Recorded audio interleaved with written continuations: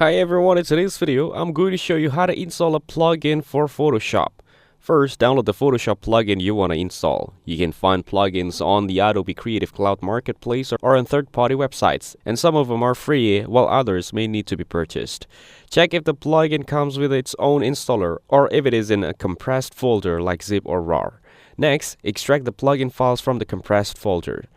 Right-click on the downloaded zip or RAR file and select Extract to open the folder containing the plugin files. After extracting, select the entire plugin folder and copy it by right-clicking and choosing Copy.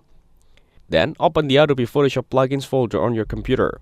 On Windows, it is usually located on the C drive. On Mac, it is under Applications, then Adobe Photoshop, then Plugins.